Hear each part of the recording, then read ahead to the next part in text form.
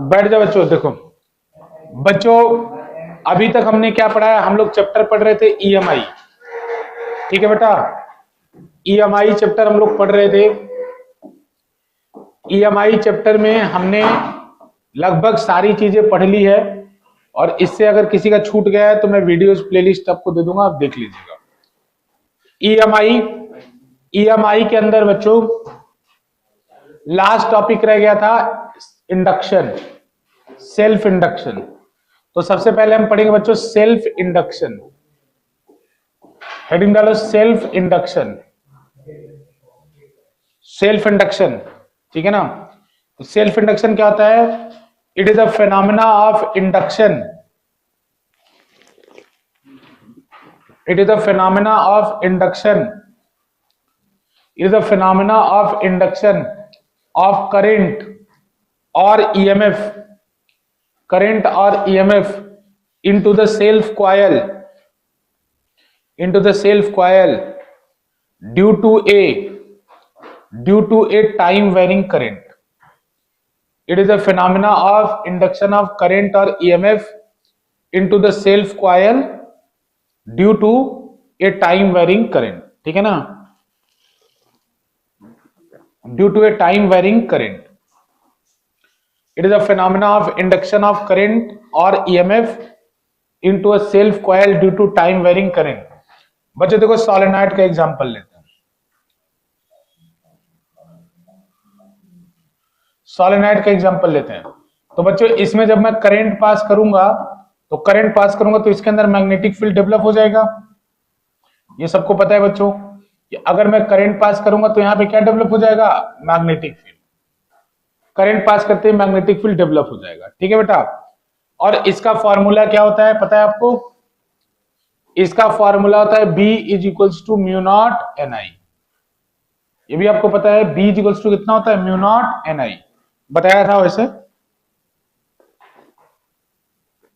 B is equals to mu naught N I. तो बेटा सुनो, अगर ये I टाइम के साथ वेरी करे, I अगर टाइम के साथ वेरी करे, तो बच्चों एक बात बताओ, B भी टाइम के साथ वेरी करेगा? I अगर टाइम के साथ वेरी करेगा तो B भी टाइम के साथ वेरी करेगा। सुनो ध्यान से इधर, I अगर टाइम के साथ वेरी करेगा तो B भी टाइम के साथ वेरी करेगा। ठीक है बेटा? इधर ध्यान दो, फोकस। तो बेटा अगर B टाइम के साथ वेरी कर रहा है तो अब थोड़ी देर के लिए भूल जाओ कि ये B कहां से आया। बस इतना याद रखो कि अगर B टाइम के साथ वेरी कर रहा है और ये एक कॉइल है, तो फैराडेज का लॉ क्या कहता है कि अगर टाइम वेरिंग मैग्नेटिक फ्लक्स किसी कॉइल से पास हो तो उसके अंदर एक ईएमएफ आ जाएगा। आएगा कि नहीं आएगा? तो देखो यहां टाइम वेरिंग मैग्नेटिक फील्ड है तो मैग्नेटिक फ्लक्स भी होगा, क्योंकि B इंटू ए होता है। तो अगर टाइम वेरिंग मैग्नेटिक फ्लक्स है बच्चों, तो इसके अंदर एक ईएमएफ इंड्यूस होगा। ईएमएफ इंड्यूस होगा ना, इसी फेनोमेना को हम लोग क्या बोलते हैं? Self induction. मतलब यहां पे आपको एक ईएमएफ इंड्यूस हो जाएगा, प्लस माइनस ई इंड्यूस। इस फेनोमेना को हम लोग क्या बोलते हैं? Self induction. समझ आ रहा है ना? सेल्फ क्यों बोलते हैं बच्चों? क्योंकि अपने ही करंट ने मैग्नेटिक फील्ड बनाया और अपना ही बदलता हुआ मैग्नेटिक फील्ड के कारण यहां पे एक ईएमएफ इंड्यूस हो गया। इसीलिए सब कुछ यहां पे सेल्फ सेल्फ है, मतलब अपना ही करंट है, अपने ही करंट ने अपना ही मैग्नेटिक फील्ड बनाया और वो टाइम के साथ बदल रहा था, तो अपने ही कॉइल में फ्लक्स लिंक जो था वो बदल रहा था। तो फैराडे का लॉ कहता है कि कोई भी कॉइल उससे अगर फ्लक्स चेंज होगा तो उसके अंदर एक ईएमएफ आएगा। तो बच्चों यहां पे एक ईएमएफ आ जाता है। देखो जितने भी ये सब डिवाइस है, जैसे कि फैन, जैसे एसी, जैसे फ्रिज, ये सब डिवाइस की इफिशियंसी 50% से ज्यादा नहीं हो सकती, क्योंकि इन सब में क्या आता है? बैक ईएमएफ आता है। बैक ईएमएफ मतलब इस ईएमएफ को लोकल टर्म में लोग क्या बोलते हैं? Back EMF. कि जैसे इसमें वोल्टेज लगाओगे ना, ये खुद अपना वोल्टेज लगा के तुमको झटका मारेगा, तुम्हारे वोल्टेज को अगेंस्ट में जाएगा, तुम्हारे वोल्टेज के खिलाफ हो जाएगा। जैसे इसमें तुम बैटरी लगा के वोल्टेज लगाओ और वो मान लो वोल्टेज बदल रहा हो, तो ये अपना वोल्टेज बना के तुम्हारे बैटरी के खिलाफ काम करने लगेगा। समझ रहे हो कि नहीं? तो उसी वोल्टेज को हम लोग क्या बोल रहे हैं? ई इंड्यूस, मतलब अपने से आ जाता है इसके अंदर वोल्टेज। तो इन सब डिवाइसेस की जो इफिशियंसी है वो 50% से ज्यादा नहीं हो सकती। फैन के अंदर भी यही होता है, जितने भी रोटेटिंग डिवाइसेस है सबके अंदर कॉइल होता है, तो बैक ईएमएफ आ जाता है। तो उसी को, हालांकि बैक ईएमएफ यहां तो नहीं कहेंगे, वो हायर क्लासेस में कहते हैं इसको, यहां पे हम उसको क्या बोलेंगे, ई इंड्यूस। ठीक है ना बच्चों, जो इंड्यूस करेगा। अब ये इंड्यूस करेगा क्या, तो लेंज लॉ के अकॉर्डिंग आप जानते हो, जो ओरिजिनल सोर्स होगा उसके खिलाफ काम करेगा, ओरिजिनल सोर्स जो होगा उसको लपेटेगा। भाई बोलेगा अगर वो बढ़ रहा है तो उसको बोलेगा तू कम हो जा, अगर वो कम हो रहा है तो उसको बोलेगा तू बढ़ जा। पोलैरिटी उसकी इस तरह से डिसाइड होगी लेंज लॉ से। समझ में आ रहा है बच्चों, ये समझ में आ रहा है, फेनोमेना समझ में आया पहले, ये क्या फेनोमेना होता है, अपने ही करंट के कारण अपने ही कॉइल में जब मैग्नेटिक फील्ड इंड्यूस हो जाए। बच्चों इसमें एक चीज होता है self inductance, self inductance, self inductance, इसको एल से डिनोट करते हैं, सेल्फ इंडक्टेंस। ठीक है ना, इसका डेफिनेशन क्या होता है, एल से डिनोट करते हैं इसको, सेल्फ इंडक्टेंस। तो it is the flux linked, it is the flux linked per unit current. ठीक है ना बेटा, it is a flux linked per unit current into the self coil, it is a flux linked per unit current into the self coil। ठीक है,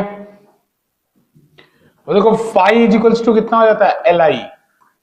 अच्छा पहले definition देख लो L की, तो बच्चों एल बराबर कितना हो जाएगा, फ्लक्स बाई आई। फाई क्या है, फ्लक्स, अरे बोला था ना फ्लक्स पर यूनिट करंट को क्या बोलते हैं, इंडक्टेंस। तो बच्चों यहां से फाई का फॉर्म, इसकी यूनिट क्या होगी, एल का यूनिट क्या होगा, एल का यूनिट जो होता है बेटा वो होता है हेनरी। हेनरी नाम है तो एच लिख देता हूं, हेनरी एच। बेटा एच एक बड़ी यूनिट होती है, तो आपको ज्यादातर क्वेश्चन में मिली हेनरी मिलेगा, माइक्रो हेनरी मिलेगा, तो हेनरी एक बड़ी यूनिट होती है। ठीक है ना, तो एच की यूनिट क्या होती है, हेनरी। ठीक है बेटा, हेनरी।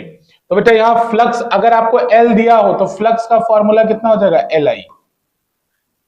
फ्लक्स का फॉर्मूला क्या हो जाएगा बच्चों, एल आई, एल आई। ठीक है ना, और बच्चों जैसे ये जो एल है ना वो किसके ऊपर डिपेंड करता है वो आप आगे देख लेंगे, जैसे रेजिस्टेंस होता है कि नहीं होता है, वैसे ये क्या है यहाँ पे इंडक्टेंस है, phi equal to L I. ठीक, अब देखो बच्चों इसके अंदर इंड्यूस ईएमएफ कितना होगा, ई इंड्यूस ईएमएफ कितना होगा, minus d phi by D t. E induce EMF कितना होगा, minus d phi by D t. तो बेटा फाई को मैं क्या लिख सकता हूं, फाई को लिख सकता हूं minus D by D T of L I.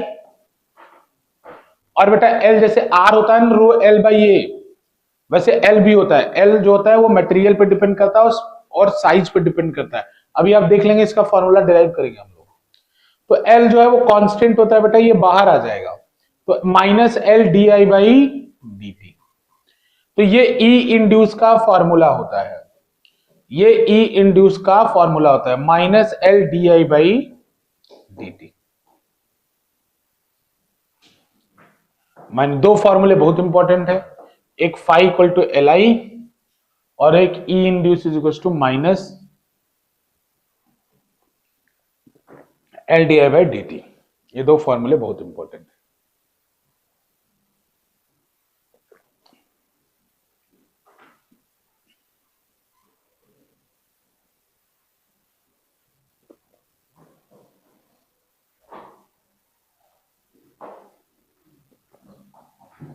बच्चों डन, देखो तीन चीज होता है, एक होता है रेजिस्टेंस, एक होता है कैपेसिटेंस और एक होता है इंडक्टेंस। इन तीनों को इलेक्ट्रिकल इंजीनियरिंग की बैकबोन कही जाती है, और तीनों के ऊपर ही पूरा इलेक्ट्रिकल इंजीनियरिंग खड़ा होता है, रेजिस्टेंस, कैपेसिटेंस और इंडक्टेंस। और उसमें भी इंडक्टेंस सबसे ज्यादा है, क्योंकि हमारे घर में 90% जो डिवाइसेस होते हैं वो इंडक्टेंस होता है। फैन, कोई भी रोटेटिंग डिवाइस है, कंप्रेसर, एसी, सब में क्या है, इंडक्टर। तो देखो बेटा जो रेजिस्टेंस को रखता है उसका नाम क्या होता है, रेजिस्टर।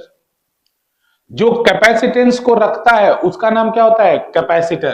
तो जो इंडक्टेंस को रखेगा उसका नाम क्या होगा, इंडक्टर। उसका नाम क्या होगा, इंडक्टर। तो रेजिस्टेंस इज द प्रॉपर्टी जिससे कि वो करंट को अपोज करता है। कैपेसिटेंस प्रॉपर्टी होती है जिससे वो चार्ज को स्टोर करता है। इंडक्टेंस प्रॉपर्टी होती है जो फ्लक्स पर यूनिट करंट को लिंक पर यूनिट करंट को बताती है। तो ये सब प्रॉपर्टी हैं, लेकिन जो जो इनको रखते हैं उनका नाम रेजिस्टर, कैपेसिटर और इंडक्टर है। जो सम्मान आप V equal to I R को देते हैं, इधर ध्यान से सुनो, जो सम्मान आप V equal to I R को देते हैं, जो सम्मान आप V equal to Q by C को देते हैं, V equal to Q by C होता है ना कैपेसिटर के अंदर, वही सम्मान E is equal to L D I by D T को भी चाहिए उसको वही सम्मान। सेम लेवल पे हैं ये तीनों फॉर्मूले, V equal to I R, V equal to Q by C और V इज इक्वल्स टू या E is equals to minus L D I by D T. ये E इंड्यूस का आपको फॉर्मूला है, ठीक है ना। तो कई बार आपको बच्चों देखा कि 3 सेकंड में करंट बढ़ के इतना से इतना हो गया, तो समझ जाना ये डेल्टा आई दे रखा है और डेल्टा टी दे रखा है, एल से मल्टीप्लाई करना है, ईएमएफ आ जाएगा। कई बार ऐसे क्वेश्चन देखोगे जहां बोलेगा कि 3 सेकंड में करंट बढ़ के इतना से इतना हो गया, तो आप समझ जाना कि क्या करना है। समझ में आ रहा है ना बच्चों, ऐसे करना है। कई बार आपको ऐसे देगा तो चलो क्वेश्चन आएगा तो देखेंगे। अब बच्चों इसका इंडक्टेंस का डेराइवेशन,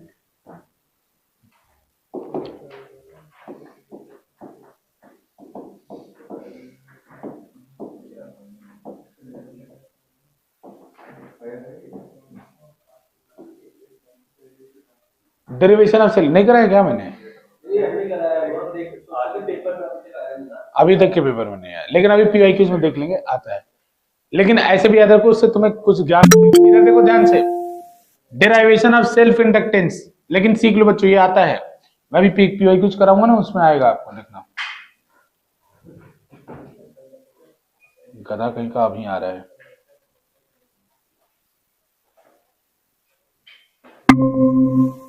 ठीक है, देखो इधर डिराइवेशन ऑफ सेल्फ इंडक्टेंस। तो सुनो बच्चों, अगर एक बात बताओ, पहले हम फ्लक्स निकालेंगे।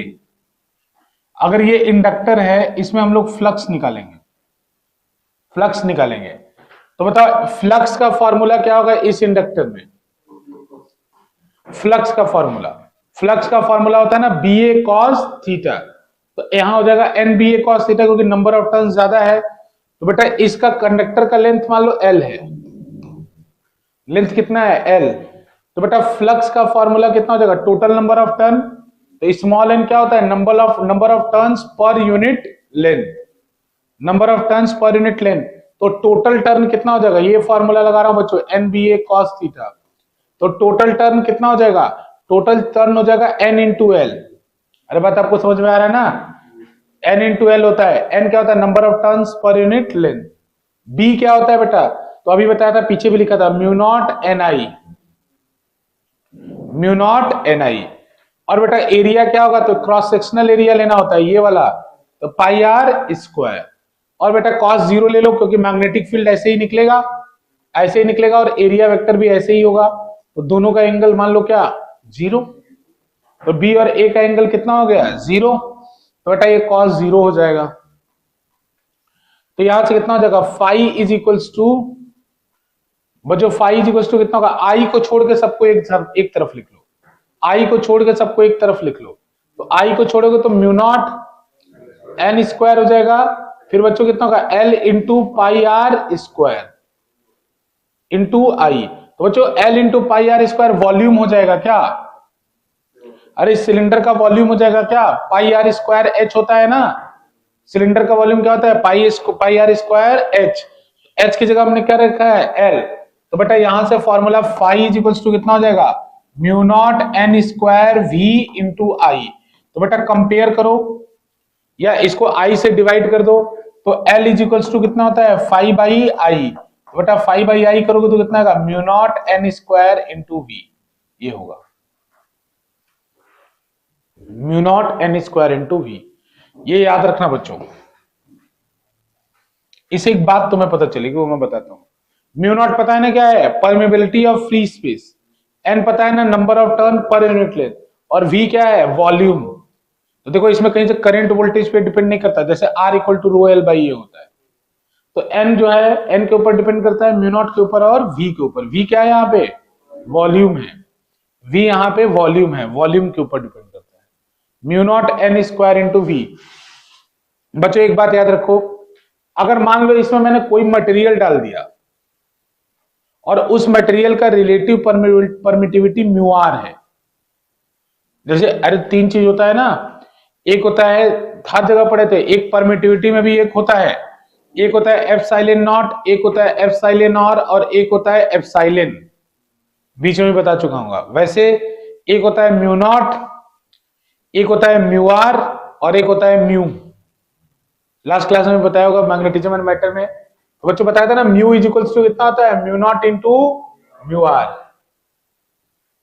म्यू नॉट क्या है, permeability of free space, mu R क्या है, relative permeability of the medium, और म्यू क्या है, permeability of the medium. Mu R क्या होता है, रिलेटिव परमेबिलिटी। ठीक है, तो मान लो बच्चों इसमें कोई रॉड इंसर्ट कर दे और इंसर्ट करने के बाद बोले कि इसका रिलेटिव परमिटिविटी जो है वो 3 है, तो अब इसका इंडक्टेंस कितने टाइम्स हो जाएगा, 3 टाइम्स। तो जहां म्यू नॉट है वहां क्या आएगा, म्यू आएगा। तो म्यू क्या होता है, mu naught into mu R. तो मैं ये लिखवा दे रहा हूं, हालांकि लास्ट टाइम नहीं लिखवाया था। If a material of permeability, if a material of permeability, कौन है, if a material of permeability mu r, if a material of permeability mu r is inserted in the core, अगर core में mu R का insert कर दिया बेटा, तो उस समय इंडक्टेंस कितना हो जाएगा, L is equals to mu naught into mu R into N square into V. अरे म्यू आर टाइम्स बढ़ जाएगा, तो इसको क्या लिख सकते हो, mu R into L not.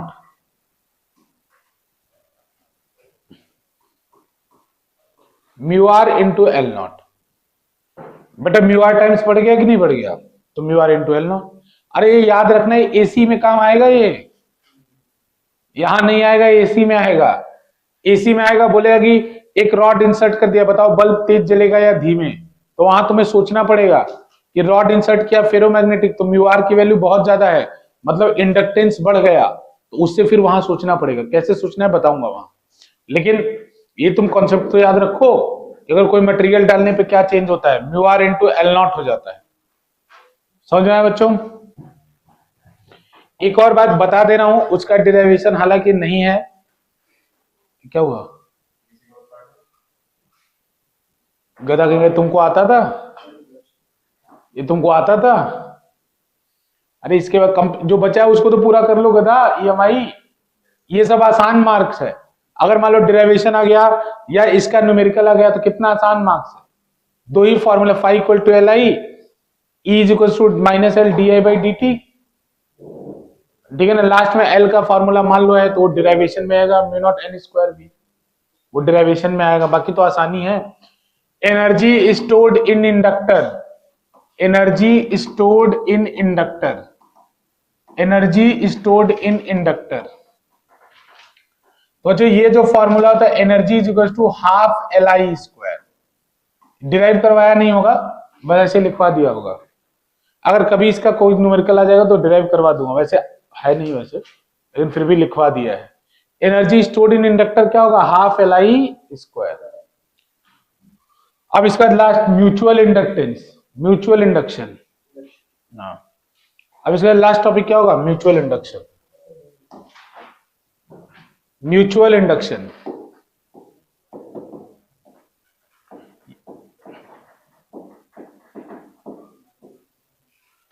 ठीक है ना, देखो, it is a phenomena of induction of, it is a phenomena of induction of, it is a phenomena of induction of EMF, it is a phenomena of induction of EMF into a neighboring coil, into a neighboring coil due to a time varying current, into a neighboring coil due to a time varying current, due to a time varying current in the, due to a time varying current in the primary coil, time varying current in the primary coil. It is a phenomena of induction of EMF in the neighboring coil due to a time varying current in the primary coil. तो देखो इसमें क्या होता है कि जान दो, इसमें क्या होता है बच्चों, जैसे मैंने एग्जांपल में बताया था, जैसे एक एग्जांपल ऐसा आपने देखा था ना, ये वाला एग्जांपल, इसके अंदर इधर हमने क्या किया था, इधर हमने गैल्वेनोमीटर लगा रखा था और यहाँ पे हमने एक और कॉइल लिया था। तो बच्चों इस कॉइल में अगर करंट टाइम के साथ चेंज करे, इस वाले कॉइल में अगर करंट टाइम के साथ चेंज करे तो इस वाले कॉइल में भी आपका ईएमएफ इंड्यूस हो जाएगा। क्या इसमें ईएमएफ इंड्यूस नहीं होगा? होगा, उसी को तो सेल्फ इंडक्शन कहते हैं। लेकिन ये बगल वाले में भी इंड्यूस होगा। तो बगल वाले में जो इंड्यूस होगा इसको क्या बोलते हैं? म्यूचुअल इंडक्शन, अन्योन्य प्रेरण। इसका नाम हिंदी में अन्योन्य प्रेरण है। इतना खतरनाक हिंदी है। अन्योन्य मतलब जानते हो? अन्योन्य, अन्योन्य। कई लोग तो लिख भी नहीं पाएंगे। अन्योन्य प्रेरण। हाँ ठीक है, कोई बात नहीं। बच्चे समझ गए? नहीं बात समझ गए? डन करो इसको। तो ये तो बात याद रखो, नेबरिंग कॉइल में इंडक्शन होता है। अब इसमें डायरेक्ट बेटा म्यूचुअल इंडक्टेंस क्या होता है? म्यूचुअल इंडक्टेंस, म्यूचुअल इंडक्टेंस इसको M से डिनोट करते हैं, ठीक है ना। It is the flux linked, it is the flux linked per unit, it is the flux linked per unit, it is the flux linked per unit current, it is the flux linked per unit current, flux linked per unit current in the secondary coil,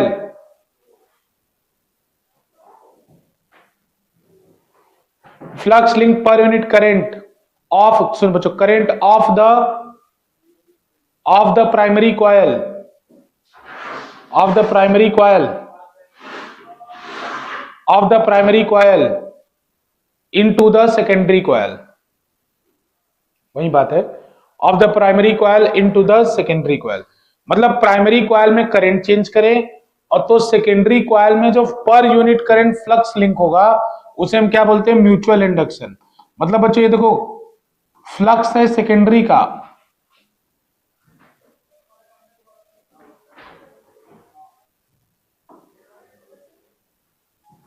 flux है secondary का, लेकिन current क्या है? Current है primary का।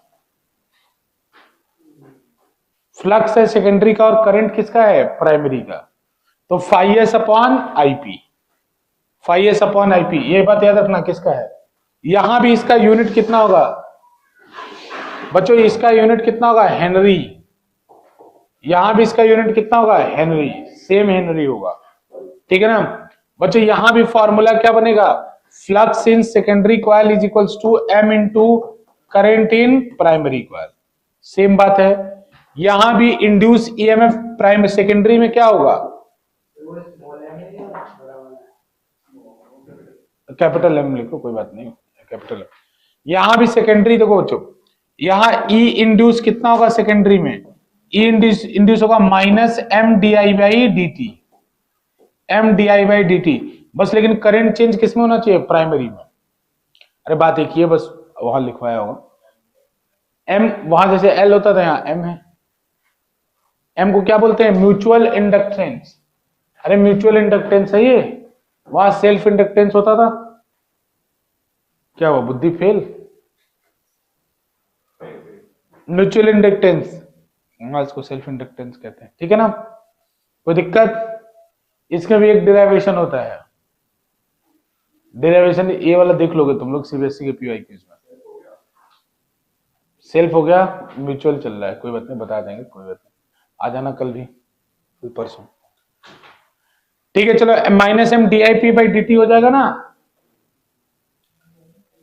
बच्चों। Derivation of mutual induction, derivation of mutual induction,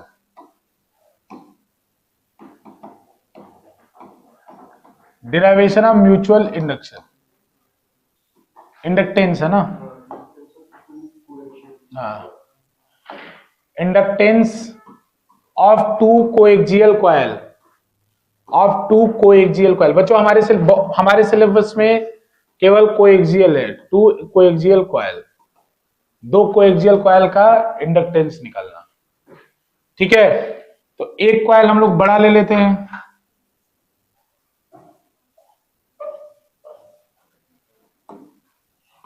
एक coil इसी के नीचे एक छोटा ले लेते हैं।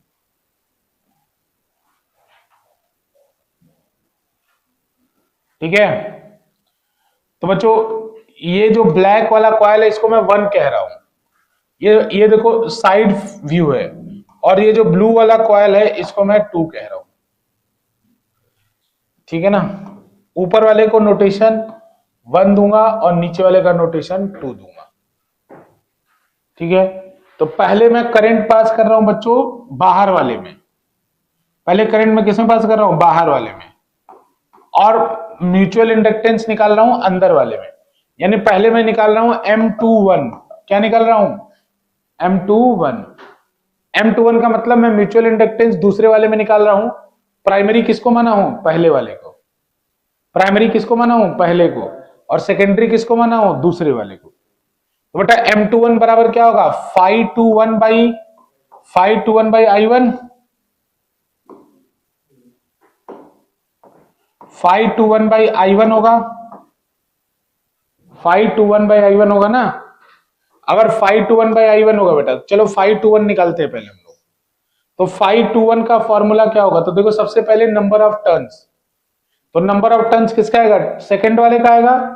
तो नंबर ऑफ टर्न्स कितना होगा सेकंड वाले का, N2 इंटू L, मान लो टोटल लेंथ L है, मान लो टोटल लेंथ L है, तो टोटल नंबर ऑफ टर्न्स कितना आएगा, N2 इंटू L, N2 क्या है, number of turns of second वाले का जो number of turns per unit length है। फिर बच्चों मैग्नेटिक फील्ड किसकी वजह से आएगा, पहले वाले की वजह से, मैग्नेटिक फील्ड किसकी वजह से आएगा, पहले वाले की वजह से, तो म्यू नॉट N I1, हाँ mu naught N N1 Y1, correct, mu naught N1 I1 आएगा। ठीक है ना, N1 I1 क्यों आएगा, क्योंकि हम बेटा पहले वाले की वजह से हम लोग मैग्नेटिक फील्ड निकाल रहे हैं। इनटू एरिया, एरिया किसका आएगा, दूसरे वाले का, तो दूसरे वाले का एरिया करूं कितना आएगा, πr2 का स्क्वायर, πr2 का स्क्वायर। तो बेटा ये फ्लक्स लिख लिया, फ्लक्स लिख लिया ना। तो अब इसमें बच्चों आई को छोड़ के सब कॉमन ले लो, तो कॉमन लोगे तो क्या बचेगा, mu naught N1 N2 into pi R2 का स्क्वायर इंटू L। तो बेटा पाई R2 का स्क्वायर इंटू L, नीचे वाले का वॉल्यूम है कि नहीं, नीचे वाले का वॉल्यूम है, इंटू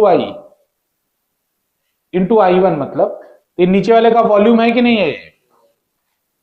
तो अगर नीचे वाले का वॉल्यूम है तो यहां से बेटा देखो M21 कितना आ जाएगा, यहां से M21 आ जाएगा 521 बाई I1।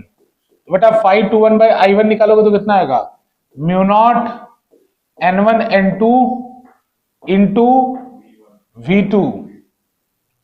V2 का स्क्वायर आएगा ना, नहीं V2 आएगा, सही है सही है, I1 इधर आ गया ना, इनसाइड VI मतलब अंदर वाला जो है VI लिखवाया होगा ना उसमें, तो बेटा ये M21 आ गया, ये क्या आ गया, M21 आ गया। ठीक है, समझ रहे हो क्या किया ना, mu naught N1 N2 into V2 अंदर वाले का वॉल्यूम है। ठीक, अब इसका दूसरा देखो बच्चों, अगर मुझे M12 निकालना है, M12 निकालना है, नोट कर लो इसको। राज क्या हुआ, सो गए थे क्या, नहीं जगह था, फोन नहीं लिया था, देखा नहीं। अच्छा ठीक है, ठीक है बच्चों, डन, कोई दिक्कत, ठीक है ना यहां तक। अब देखो जो उल्टा काम करना है, अब की बार करंट किससे पास कराएंगे, नीचे वाले से, और फ्लक्स किसमें लिखेंगे, ऊपर वाले में, यही काम करेंगे।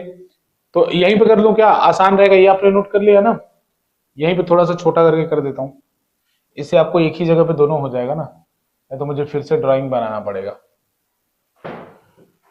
देखो बच्चों अब की बार हम क्या निकालना है, M12, M12 निकालना है, तो M12 क्या होगा 512 अपॉन I2, क्योंकि अब की बार फ्लक्स निकालेंगे 1 में और करंट किस में जाएगा 2 में।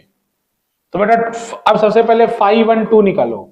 512 किसके इक्वल होगा, 512 इक्वल होगा नंबर ऑफ टर्न किसका होगा 1 का, नंबर ऑफ टर्न्स किसका होगा 1 का।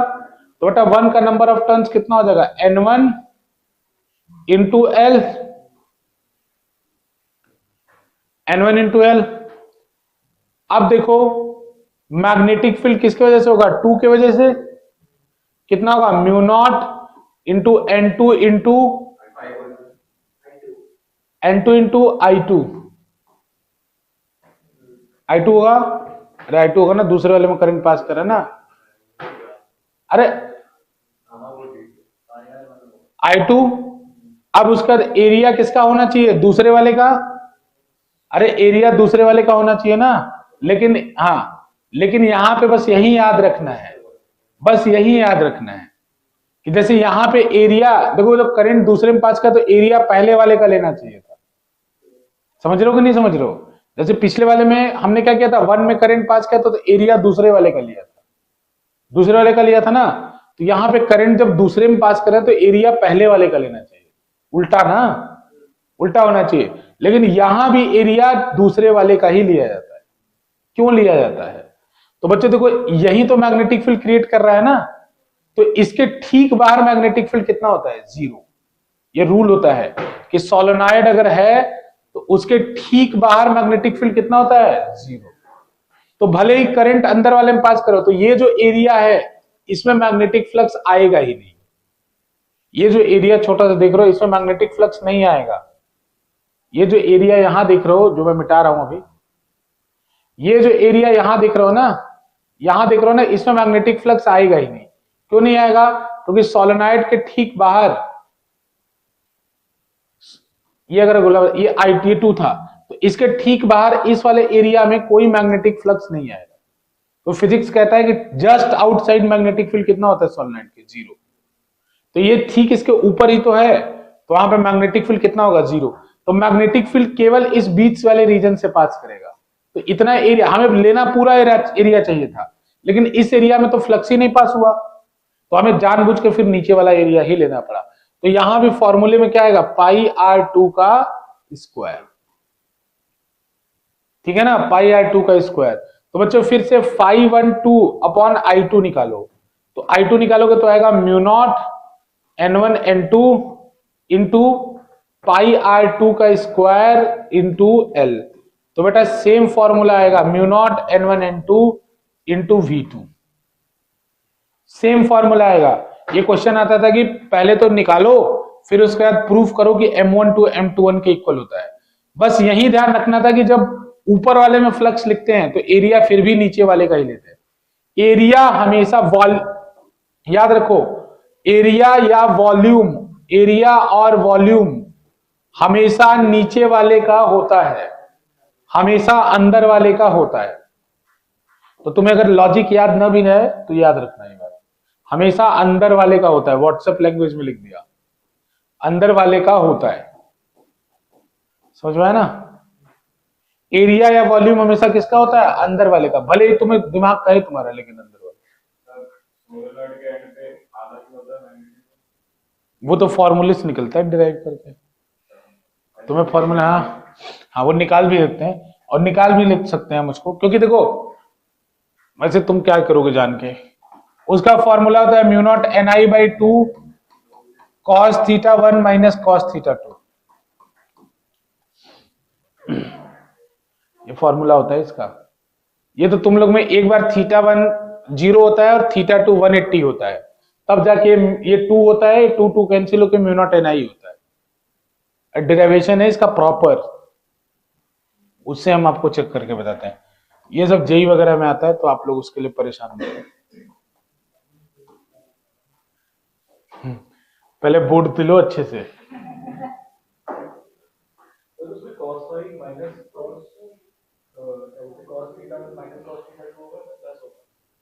हाँ माइनस कॉस थीटा डालोगे तो थीटा पाई डलता है उसमें बीच के लिए। अरे वो छोड़ो, तुम क्यों चक्कर में पड़ो उसके, क्योंकि थीटा तुम्हें ये भी तो देखना है कि रेफरेंस कहां से लेते हैं।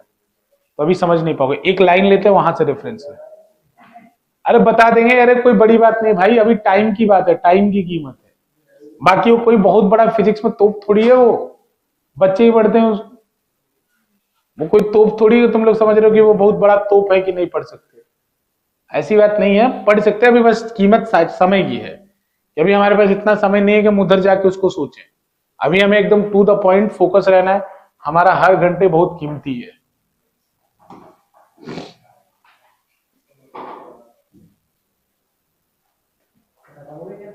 हाँ, अब थ्योरेटिकली खत्म हो गया। कुछ न्यूमेरिकल इसके रुक जा, कुछ न्यूमेरिकल इसके करवा देता हूं, फिर खत्म। तुम ही बताओगे सब न्यूमेरिकल जिनको एसी शुरू करने की जल्दी है। चलो म्यूचुअल इंडक्शन 2021-2022 ट्राई करो।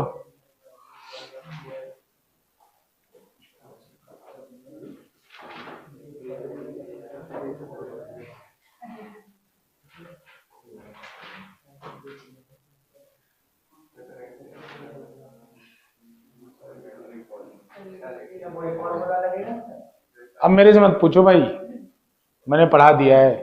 एक बच्चा कोई भी निकाल दो आंसर इसका, कोई भी निकाल दो इसका आंसर, इतना सीधा आंसर है ना, तुम निकाल दो, कोई भी एक बच्चा निकाल दो, कोई भी एक निकाल दो, बट डायरेक्ट फॉर्मूले पे है, मैं वैल्यू लिखूंगा तुम शर्मा जाओगे। म्यूचुअल इंडक्शन का ईएमएफ का एक ही फॉर्मूला ही है, केवल एक मात्र फॉर्मूला है, m into D I by D T. M की वैल्यू सामने पड़ी है, लो बता दिया आप। डेल्टा आई दे रखा है और टाइम दे रखा है, डेल्टा टी दे रखा है। यार अब ये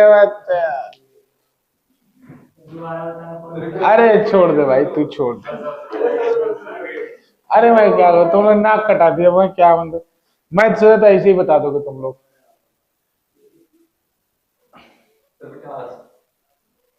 हाँ यार, इसमें कुछ है थोड़ी।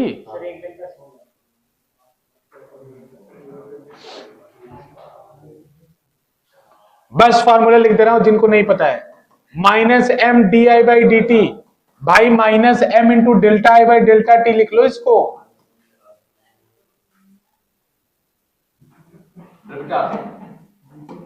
Minus M delta I by delta T, ठीक है ना।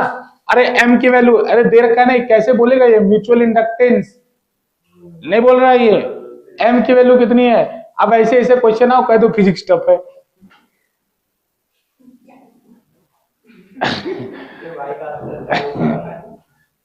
ऐसे क्वेश्चन आएंगे तो कह दो फिजिक्स टफ है, बस सीधे सीधे बोल दो तुम लोग की फिजिक्स टफ है।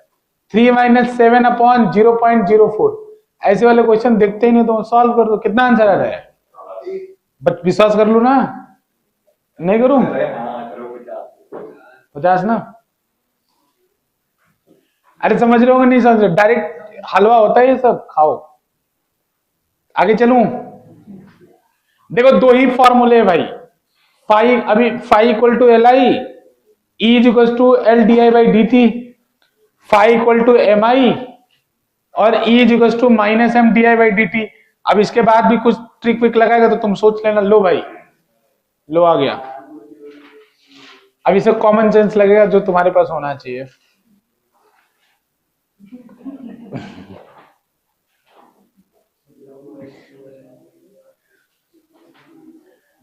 ये भी आप बहुत आसान है ये, बस जिसका थोड़ा भी तुम देखो पहले कि एक्स और वाई पे क्या है और उसके बीच में क्या आ सकता है, स्लोप का। अरे एक ट्रिक बताए थे, याद है तुम्हें, एक ट्रिक बताए थे कि अगर स्लोप देखो क्या देना है तो यूनिट को क्या कर दो, डिवाइड। तो 5/i करो, कुछ याद आ रहा है 5/i से क्या होता है,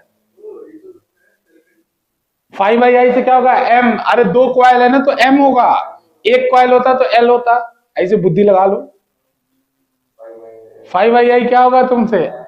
अब स्लोप निकाल दे भाई, स्लोप कैसे निकालो, कोई भी दो पॉइंट पकड़ के डिवाइड मार दो।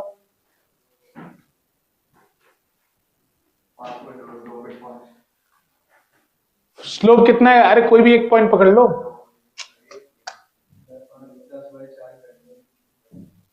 कुछ भी कर लो, 10/4 कर लो, 5/2 कर लो। बच्चों देखो यहाँ पे m इज इक्वल टू कितना होगा, 5/i। अरे कोई भी एक वैल्यू उठा लो भाई, ये देखो ये वाली उठा लिया, तो फाई की वैल्यू कितनी है 5, आई की वैल्यू कितनी है 2, हो गया 2.5 हो गया। क्या पूछा है, लो अब कहोगे फिजिक्स कठिन है, अब यही क्वेश्चन एग्जाम में आ जाएगा, इससे बाहर तो कुछ बना नहीं सकते। ये बहुत करेंगे खुश हो जाएंगे, तो यहाँ पे ईएमएफ और डीआई बाई डी का ग्राफ दे देंगे, तुम परेशान मत हो जाना। ई बराबर L D I by D होता ना, तो भी स्लोप क्या देगा, एल देगा। अब देखो दूसरा आगे तो बढ़ा दो,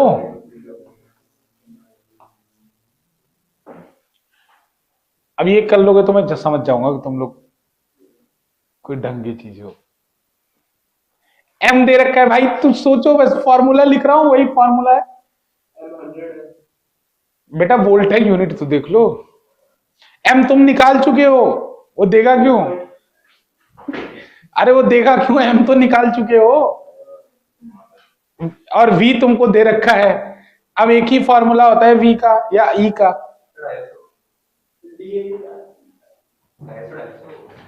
क्या जी क्या,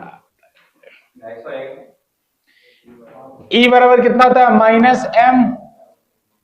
minus M D I by D T, अरे अभी बताया था ना ये, अरे ई कितना है 100, एम कितना निकाले हो 2.5, और D I by D T पूछा, अब इसमें भी बताऊं,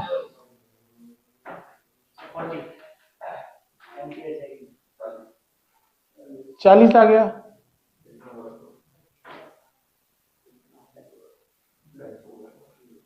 बेटा गलती मत करना, इंडक्टेंस और म्यूचुअल इंडक्टेंस एकदम फ्री के मार्क्स होते हैं, कभी क्वेश्चन आ जाए ना गलती मत करना, इसमें एकदम फ्री होता है, फेंका हुआ होता है, दो ही फॉर्मूले हैं, उसी में गेम चलता रहता है। बेटा ये समझ में आपको, अरे वोल्ट देखो तो ई होगा ना, ई का क्या फॉर्मूला है तुम्हारे पास, सोचो, बस निपटा दो यार। चलो ठीक है, अगला इसी कॉन्फिडेंस के साथ अगला क्वेश्चन लो, देखो मैं ये पढ़ देता हूं, कर लोगे,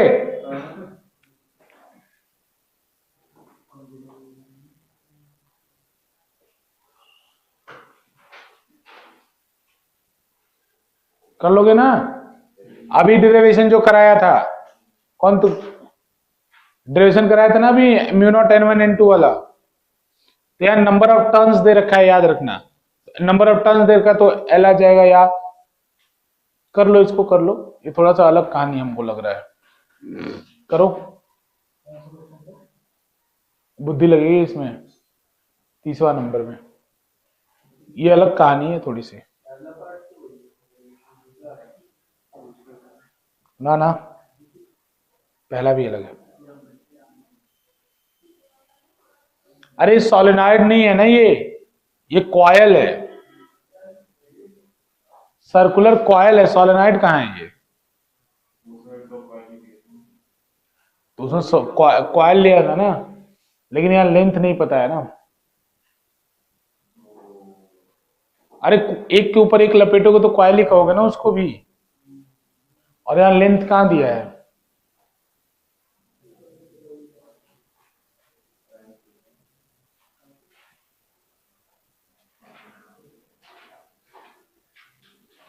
इसमें वॉल्यूम कैसे निकालोगे बताना, वॉल्यूम है कहीं, वॉल्यूम नाम की चीज है यहाँ पे, तो वॉल्यूम थोड़ी हुआ, वो तो एरिया हुआ।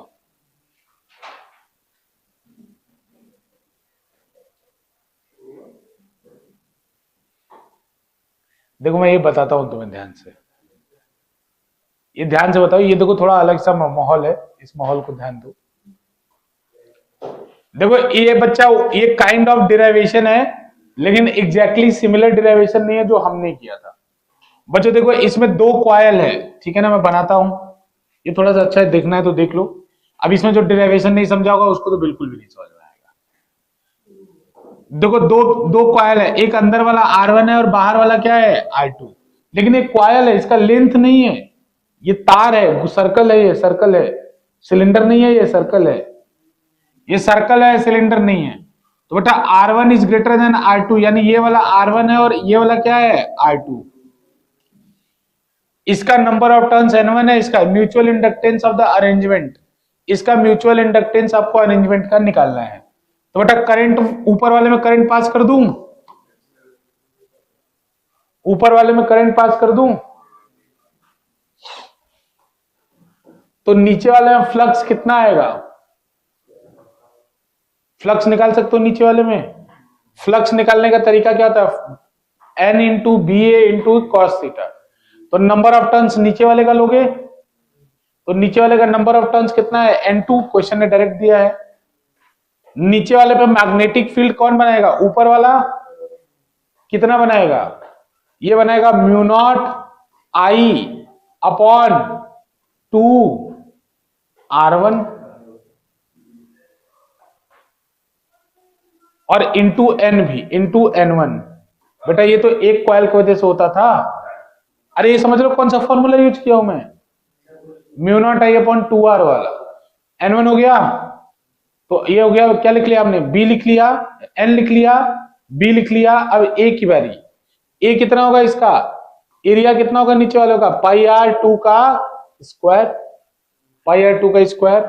होगा कि नहीं होगा? देखो, अरे कंफ्यूज मत हो भाई रोशन, सीधी सी बात। दूसरे वाले में फ्लक्स निकालना है ना, तो नंबर ऑफ टर्न्स किसका लोगे? दूसरे वाले।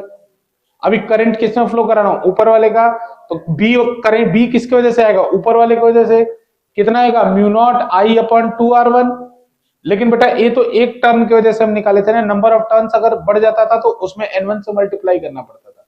अरे mu not I upon 2r एक टर्न की वजह से था, अगर n टर्न्स हो जाए तो कितना हो जाता था? n into mu not I into upon 2r। n1 कर लिया अपन पाई आर स्क्वायर। हो गया आंसर। कैसे? आई को छोड़ के, ये क्या निकाला है? फ्लक्स निकाला है ना। आई को छोड़ के जो बचेगा वो क्या होगा? Mutual inductance. म्यूचुअल इंडक्टेंस कितना होगा? Mu not n1 n2 into pi r2 का स्क्वायर अपॉन 2r1। ये आपका इंटू आई। तो ये बीच में जो होता है वो क्या होता है? म्यूचुअल इंडक्टेंस होता है। तो ये इसका डेरिवेशन है। फ्लक्स लिखना है बस, जिसको फ्लक्स लिखने आ जाए। मर गई जनता आधे से ज्यादा। कहां फाइबर निकालना है? अब क्या निकालना है? Magnetic flux linked with the coil why. तो निकाल तो दिया, म्यूचुअल इंडक्टेंस निकाल दिया, मैग्नेटिक फ्लक्स यही होगा। अब फिर क्या बोल रखा है? Flux linked with the current why with the current flux. X में भेज के वाई में निकाल। एक्स वाला नीचे रखा है कि वाई में? एक्स वाला r1 है, सही तो निकाला है, वही तो निकाला है फ्लक्स। मतलब बेसिकली आपको m निकालना था और फ्लक्स निकालना था, ठीक है ना। बस एक ही बार करोगे दोनों सॉल्व हो जाएगा। ये थोड़ा सा अच्छा समझ वाला क्वेश्चन था, मतलब डेरिवेशन को टेस्ट करता हुआ था। अरे कुछ नहीं होता है, तुम अगर ध्यान से समझोगे ना, इसमें कुछ नहीं था। तुम ये इक्वेशन मत देखो, तुम सोचो मैंने किया क्या।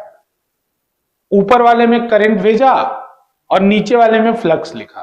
तो फ्लक्स लिखने में ऊपर क्या किया? उसका नंबर ऑफ टर्न्स लिया, नीचे वाले का number of turns into B. B किसकी वजह से है? ऊपर वाले की वजह से। ऊपर वाले की वजह से कितना आएगा? Mu not I upon 2r1, वो रख दिया, ठीक है ना। फिर बेटा क्या किया? एरिया लिया। तो एरिया किसका? नीचे वाले। अरे फ्लक्स ही तो लिख रहा हूं, बस वही लिख दिया। आई हटा दिया, जो बचा वो m हुआ। आई हटा दिया, जो बचा वो m हुआ। समझ में आया? समझ में आ रहा है? देखो अगर तुम डिराइवेशन सीखे हो तो उसी के जैसा ये भी तो है। अरे cos 0 मान लो, क्योंकि थीटा का डायरेक्शन सेम मान लो ना। जैसे इसमें मान लो कि इसका मैग्नेटिक फ्लक्स किधर से, या तो अंदर या तो बाहर। तो इसका अंदर है तो तुम नीचे वाले का एरिया वेक्टर भी अंदर मान लो, तो दोनों 0 हो जाएंगे, ठीक है। अब बच्चों देखो, define mutual inductance, write it's units. नहीं करेंगे, अभी बता दिया। डिफाइन म्यूचुअल इंडक्टेंस, यूनिट क्या होगा इसका? हेनरी होगा। बच्चों ये वाला क्वेश्चन पीछे कर चुके हैं, अगर आपको याद हो। ये इसकी तरफ अट्रैक्ट होगा, नहीं ये आपके पास रिपेल होगा, अपोजिट डायरेक्शन है ना, तो रिपेल होगा ये। Define mutual inductance between a pair of coils. देख लो अभी ऊपर वाला था ये पेयर ऑफ कॉइल है ऊपर वाला, ठीक है। Derive an expression of mutual long. देखो ये वाला बोले तो हमने जो किया है, डिफाइन बोले तो ऊपर वाला, ये हमने डिराइव अगर ऐसे बोले तो हमारा वाला डिराइवेशन करना है बच्चों। Two long coaxial solenoid of same length, हमारा वाला तब करना है। अगला वाला देखो, अभी जो कराया था सेम, अभी जो कराया था सेम, हाँ अब की बार R2 बड़ा है, अब की बार जो कराया था वो same. Define mutual inductance, second वाला क्वेश्चन देखो, अब मैं फटाफट डेटा बता रहा हूं। म्यूचुअल इंडक्टेंस कितना दे रखा है 1.5, करंट कितना चेंज हो रहा है 0 से 20 कितने सेकंड में 0.5 में, कर लोगे नहीं बता रहा। डेल्टा फाई निकालना है, चेंज इन फ्लक्स, तो डेल्टा फाई कितना होगा, चेंज इन फ्लक्स कितना होगा, एल तो कांस्टेंट होगा, एल इंटू डेल्टा आई, अरे sorry M into delta I, अरे फ्लक्स निकालना है, ई मत निकाल देना तुम लोग। फ्लक्स का फॉर्मूला क्या होगा, एम इंटू डेल्टा आई, समझ में आएंगे नहीं है, अरे कर लोगे ना ये, फिर से देखो बताता हूं। 5वां नंबर क्वेश्चन, एक concentric loop of radius 1 centimetre, देखो सेम कुछ बार बार बोल रहा हूं, मैंने जो अभी डिराइवेशन कराया बार बार आ रहा है। देखो सेम क्वेश्चन है, एक 1 सेंटीमीटर का रेडियस और एक 20 का है, दोनों कोएक्सियली रखा है, फिर बोला इनका म्यूचुअल इंडक्टेंस निकालो, तो वही काम करना है, ऊपर वाले में करंट पास कर देना, नीचे वाले में निकाल देना। तो नीचे वाले में नंबर ऑफ टर्न्स अगर हो तो, नहीं है जैसे यहाँ पे नंबर ऑफ टर्न्स नहीं दे रखा तो 1 मान लेना।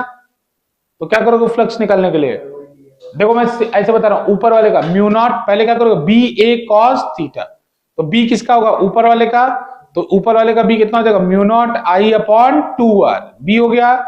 ए किसका होगा नीचे वाले का, कितना हो जाएगा पाई आर 1 का स्क्वायर, और जब mu not I upon 2r करोगे तो r क्या लोगे 20, तो बी हो गया और ए हो गया cos 0, और आई निकाल देना बाहर, जो बचेगा वो m होगा, जो बचेगा वो क्या होगा m होगा।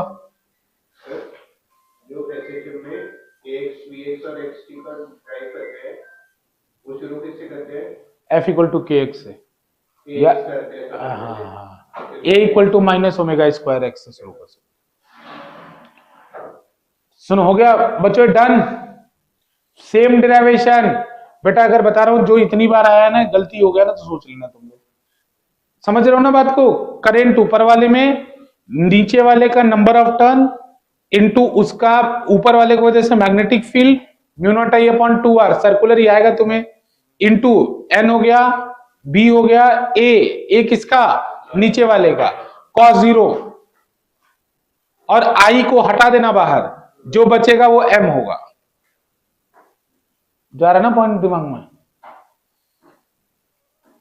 Define mutual inductance, coaxial solenoid है तब, एक्सपेरिमेंट 2 कॉइल, फिर से नहीं करा रहा, लेकिन ये बात तुम इंपॉर्टेंट समझ लो भाई, देख लो अब जो बताया था मैंने मुद्दे की बात, कॉइल वाला फिर से, मतलब पूरा चांस है अब की बार इसकी रिपीटिशन की।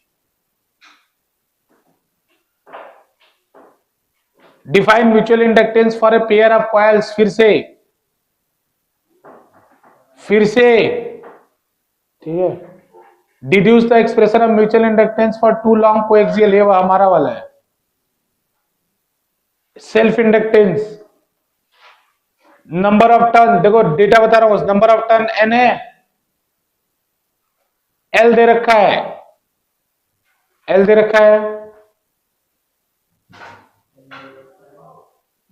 इस in self inductance of a solenoid is 600 turns and 108 millihenry. The self inductance of a coil having 500 turn with the same length and same radius, the same medium will be, बताओ तो जरा, ये direct फॉर्मूले पे question है। ये formula क्या होता है, mu naught N square into V, लेकिन यहां पे क्या दे रखा है बच्चों, एल दे रखा है ना, तो n को क्या लिख सकता हूं बच्चों, पूछा रेशियो निकाल लेते तो पहले L1 किसके इक्वल हो, सॉरी हाँ नंबर ऑफ टर्न्स दे रखा है ना, number of turns per unit length नहीं दे रखा है। तो देखो क्या करूंगा, अरे इंडक्टेंस का फॉर्मूला बताओ, mu naught N square V होता है कि नहीं होता है, mu naught N square V होता है ना इंडक्टेंस का फॉर्मूला। अगर बच्चों ये एन दे रखा है टोटल टर्न, तो यही फॉर्मूला क्या हो जाएगा, mu naught capital N into small n into V, इसका स्क्वायर। अरे हो जाएगा ना। तो बेटा ये L1 है, अगर मान लो L1 अपॉन L2 निकालो, अगर सब कुछ सेम है, म्यू नॉट सेम है, V सेम है, कैसे पता, सेम रेडियस बोला है, सेम लेंथ बोला है, तो V सेम है, तो बेटा देखो सेम लेंथ होगा तो L भी सेम होगा, तो L1 अपॉन L2 किसके इक्वल होगा, N1 square upon N2 square.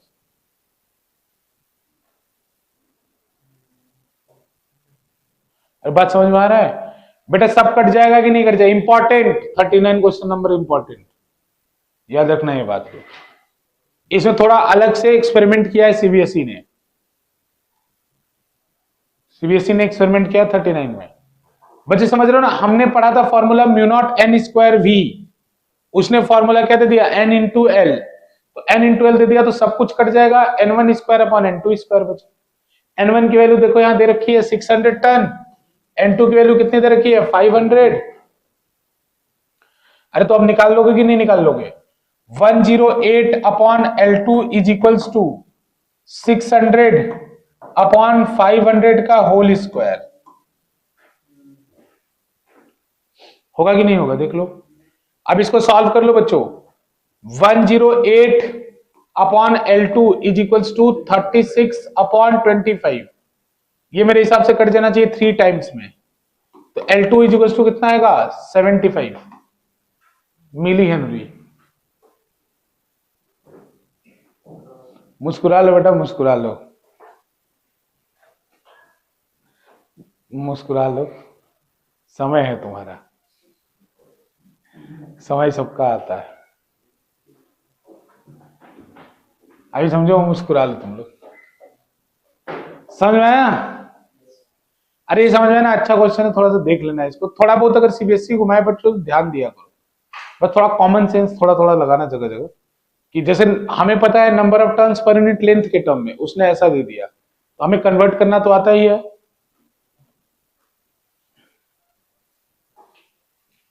आगे बढ़े,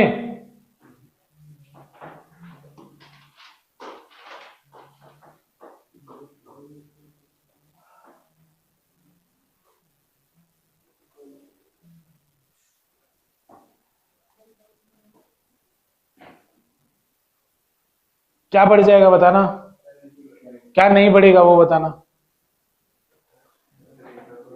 magnetic field at the centre बढ़ जाएगा, क्योंकि फॉर्मूला होता है B equal to mu naught NI, तो mu naught into mu R आ जाएगा, तो वो तो बढ़ जाएगा। Magnetic flux linked with the solenoid, magnetic flux linked with the solenoid बढ़ेगा घटेगा, बढ़ जाएगा। रेट ऑफ हीटिंग,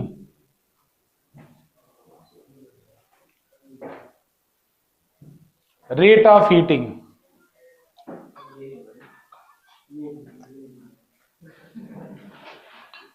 या मेरे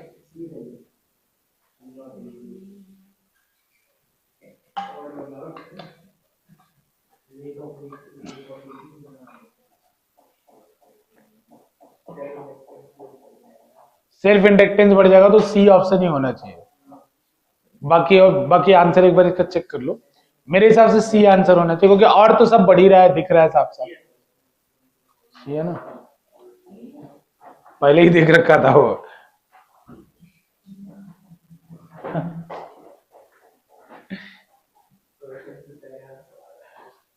ठीक है बच्चे देख लो फटाफट, number of turns of a solenoid are double without changing its length, the area of cross section, the self inductance of the solenoid will be become. तो नंबर ऑफ टर्न्स को अगर डबल कर दिया है, लेंथ को नहीं, तो N भी डबल हो जाएगा। बेटा एन इज इक्वल्स टू क्या होता है, small n is equals to क्या होता है बताओ, small n is equals to कितना होता है, small n is equals to capital N by, तो अगर एल की वैल्यू सेम है, एन को डबल कर दिया तो 2n भी, ये भी क्या हो जाएगा डबल, तो बेटा डबल होगा तो इंडक्टेंस कितने टाइम्स हो जाएगा 4 टाइम्स। अरे एल इज इक्वल टू कितना होता है, mu naught N square into V ना बेटा, 4 टाइम्स। ठीक है, फटाफट आगे चलो। Define the term self inductance, write its SI unit. कर लोगे। Obtain the expression of mutual inductance, same question, नहीं करा रहा लॉन्ग सोलेनॉइड का। डिफाइन सेल्फ इंडक्टेंस, बच्चों एनर्जी स्टोर्ड बहुत पहले आया था, अब नहीं आता है, 2017 में आया था। डिफाइन सेल्फ इंडक्टेंस, और उसके बाद देखो न्यूमेरिकल देख लो, 15 टर्न है पर सेंटीमीटर, एन की वैल्यू दे रखी है, लूप का एरिया है 2 सेंटीमीटर स्क्वायर, बच्चों सबको उसमें बदल लेना मीटर में। Normal if the current going from solenoid it changes from this di by dt दे रखा है, E निकाल लेना, निकाल लोगे ना, L निकाल के L di by dt कर लेना। अब ये चेक कर लेना, ठीक है ना, कर लोगे ना। बाकी पुराना क्वेश्चन है, देख लेना एक बार, ठीक है। 2 मिनट का ब्रेक ले लो EMI के बाद। अब एसी स्टार्ट होगा। अभी से